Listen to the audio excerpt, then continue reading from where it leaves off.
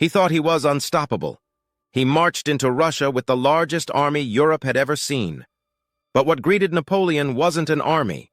It was silence, snow, and starvation.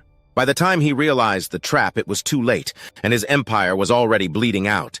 In the summer of 1812, Napoleon launched his most ambitious campaign yet, an invasion of Russia.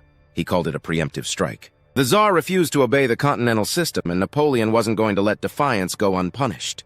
So he mobilized the Grande Armée, over 600,000 troops, the largest force Europe had ever seen. But the Russians had no intention of meeting him in a decisive battle. Instead, they burned everything in their path: villages, crops, supplies, leaving the French with nothing but scorched earth. And still Napoleon pressed forward. When he finally reached Moscow, it was deserted.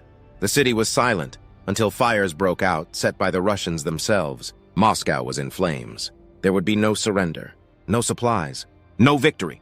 Napoleon waited 5 long weeks, but winter came early.